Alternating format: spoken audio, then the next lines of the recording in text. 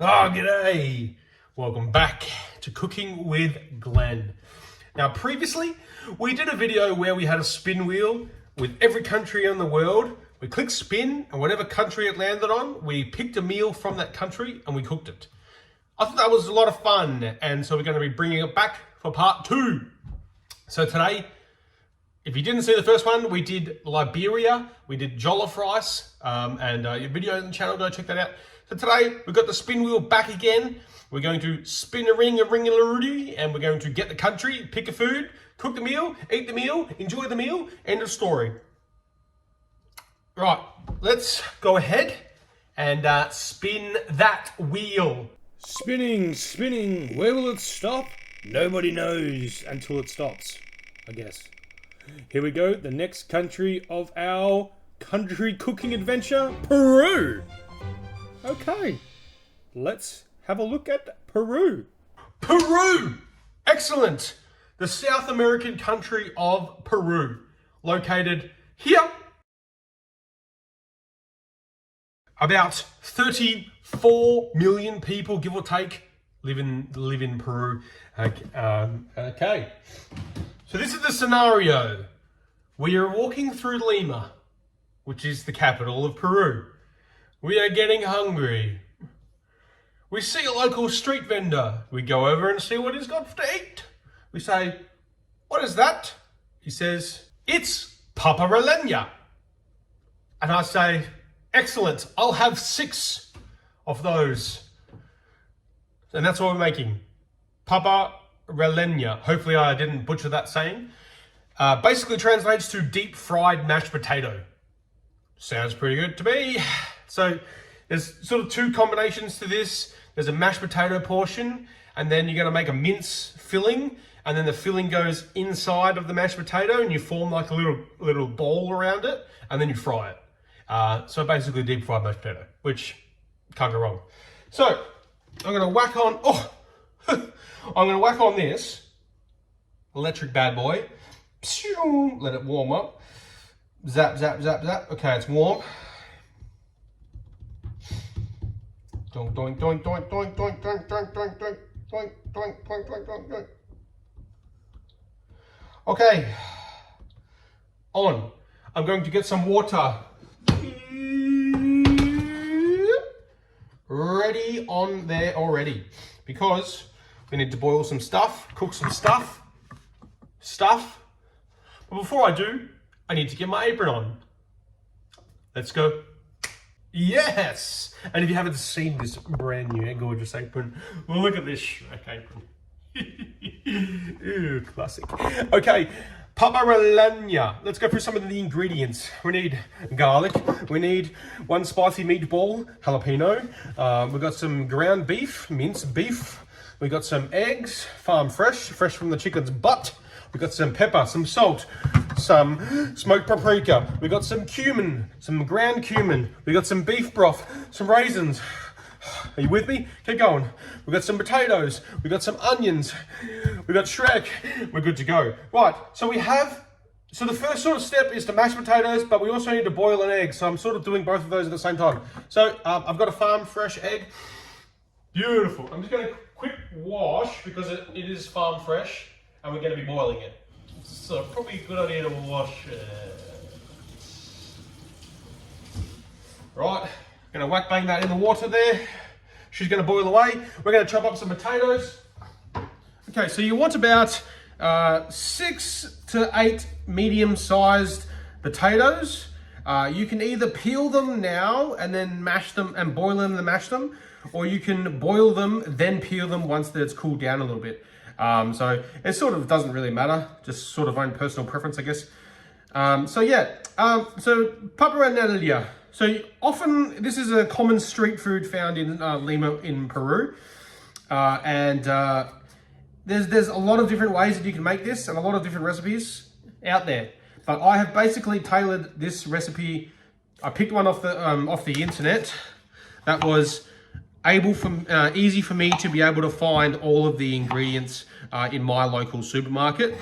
So we have picked a recipe. I know that in the recipe it says, in some recipes that I looked at, it said serve with ketchup. But then every comment that I read on these articles, all were people from South America who said, don't make it with ketchup, that will ruin it. That will make the taste yucky. And a lot of them suggested to put a salsa with it, or some spicy, some like hot sauce.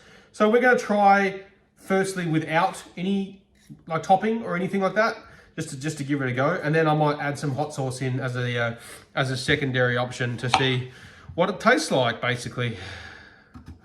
So we're going to chop up these potatoes and make them smaller, because the smaller they are, makes them quicker for them to boil and easier for them to turn into mash. Right, so once we've chopped all those, we're going to put them into our pot of water. And we're going to boil them until soft. So that's probably going to take 20 minutes or so. So I'll be right back when I boil these potatoes. So while the potatoes are cooking and the egg is boiling, I think these country spin wheels are actually really fun. The first one, obviously Liberia. If you haven't seen that, go watch it. We did that. Jollof rice we made from Liberia. So not only does it expose me to culinary dishes from other countries, but it sort of introduces me to new ways of cooking things, new foods that I've probably never tried, new spices that I might never have used. So I actually really recommend doing them. They're quite fun. So like, even if you do it yourself, do a spin wheel, you know, but the thing is, you have to have someone, or you have to be someone who's willing to try new things, or willing to try new foods that you haven't tried before. Because if you don't want to try new foods and you land on a country like, you know, that only does fish, you know, you might. So I think it's definitely fun. I think it'd be a cute idea, like for a couple to do, or for, you know, living with a housemate, and you go, oh, I'll spin the wheel this week and I'll cook something from that country, and the next week you spin the wheel and cook something. I think it's a bit of fun. So if you want to keep seeing these, be sure to subscribe, hit the like button as well, and we can bring out some more country cooking in the future. Right, so the next step here is to get our mince started. So we're going to heat some oil in a pan, about a tablespoon of oil.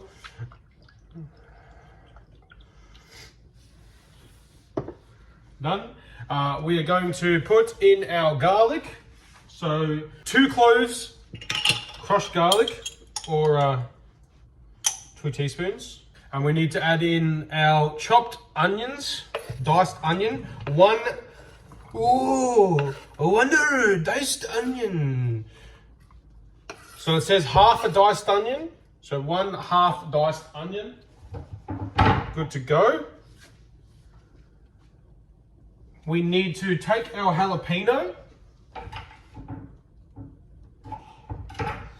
And we chuck it in the blender, because it needs to be a minced jalapeno.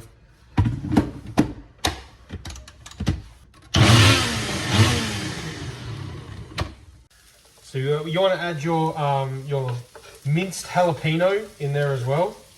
So you need to cook that until it's nice and soft. So you want to add 1 teaspoon of ground cumin.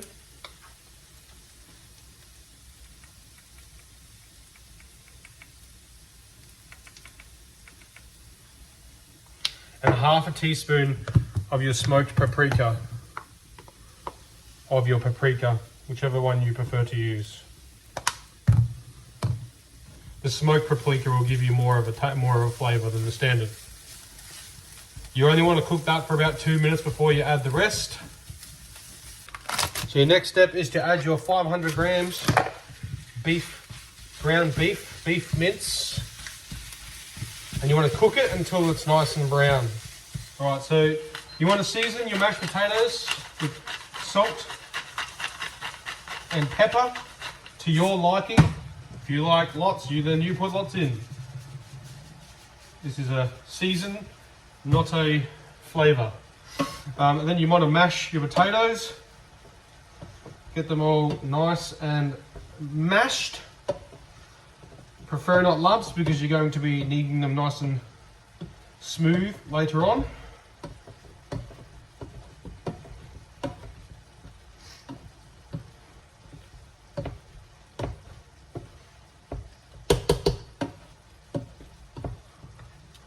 nice and mashed potatoes. Okay, so what you're going to do with your potatoes now is you're going to put them in the freezer or the fridge and cool down, because when you fry them, they're hot. They're like a really, like, the textures are really lumpy, and so you basically want to cool them down or put them in the freezer to make them hard and firm, so that way when you're adding your mince into the potato, it's not just going to fall apart in your hand or in the fryer when you're trying to oil it. So I'm going to put them in a bowl and then put them in the freezer, and then let this finish cooking.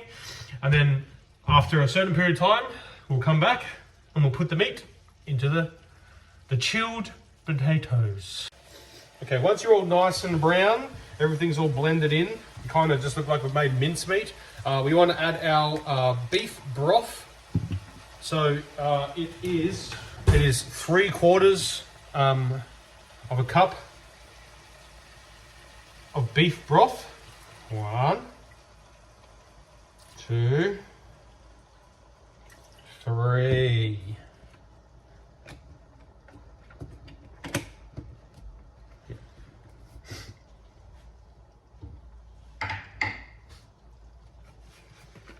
And a splash for good luck.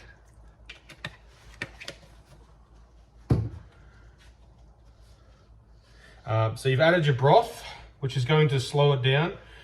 You need to add your raisins. So it's basically 1/3 of a cup of raisins. So 1/3 of a cup of raisins. These are raisins. So I'm very curious to try this recipe because we've put jalapenos in there, we've put raisins in there, there's a boiled egg, there's some minced, some beef broth, cumin. So I feel like this is going to have some funky flavor combinations when we try it. Plus we're adding mashed potato and we're deep frying it as well. Pretty curious to try it. It doesn't actually look like that's many raisins, so I might just put a few more extras in there, just to make sure that we get enough spread throughout the entirety. Cool. So you want to cook that now, simmer that in the beef broth for about 10 to 12 minutes. So we're nice and cold. The frying pan's got a little bit of frost on it actually. So we're going to get an egg. We're going to crack it. Like I said, because these are farm fresh eggs, so I want to make sure that there's no feathers in there. Just kidding. And then we want to take this egg, so 1 egg, we're going to put that into the cold potatoes, bloop, just like this. And then we're going to mix that all around so that the potato and egg are all sort of mixed together.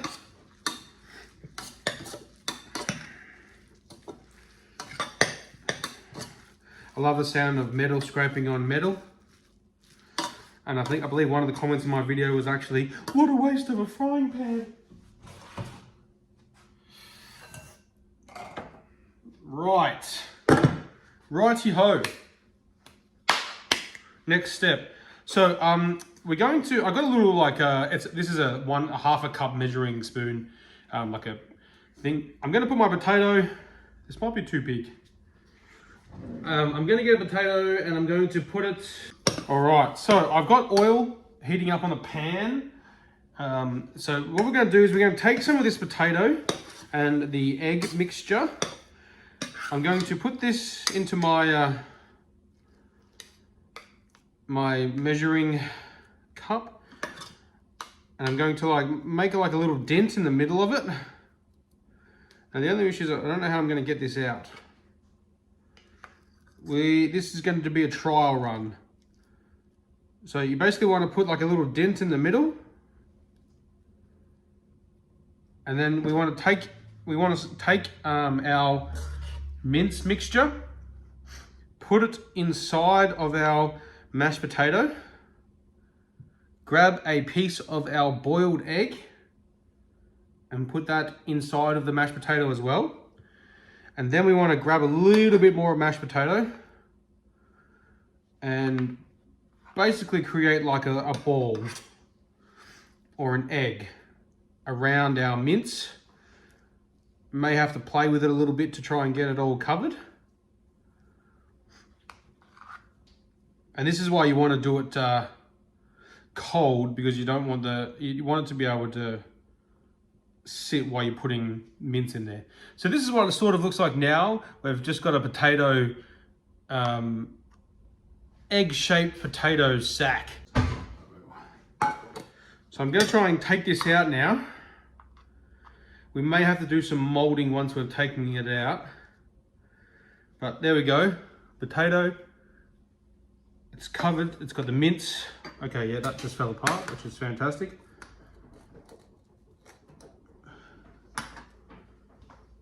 So I guess that was a test. So we'll do a couple more just to see. So you're gonna make probably like 4 or 5, depending on how much potato you use in there. All right, so we make a little hole in there for our mince. We're gonna grab some mince, make sure we get some raisins. All right.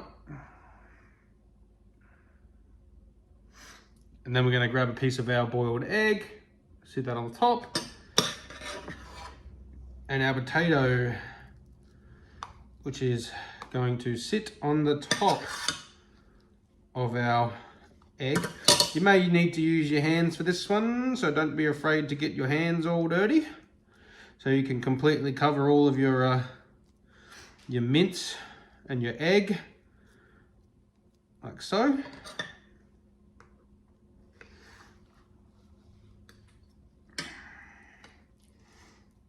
The problem when I'm taking them out of this spoon is it sort of takes half of the potato off. We got our potatoes. They look not bad. Potatoes and our mince is all in there. And now we're just going to try and fry them.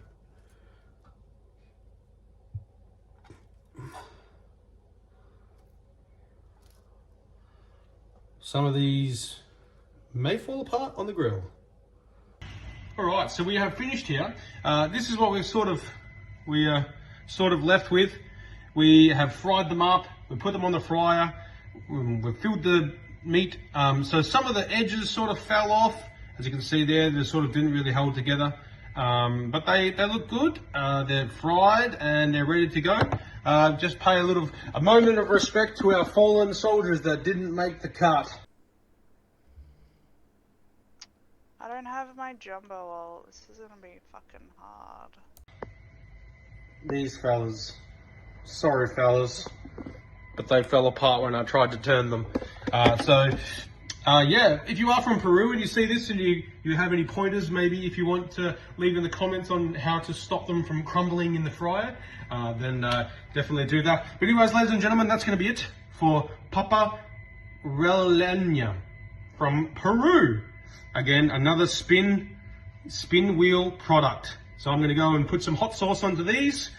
They say either salsa or hot sauce. Don't use ketchup. People will say ketchup. Don't use ketchup. Hot sauce or salsa. I'm going to go eat these. Thanks for watching, everyone. Hope you enjoyed. If you did, hit that like button, hit that subscribe button, and leave a comment down below if you have any suggestions for our fallen soldiers here on how to prevent that in the next time, or if you make them. Thanks for watching. I'm Glenn, and I'll see you in the next one. Bye!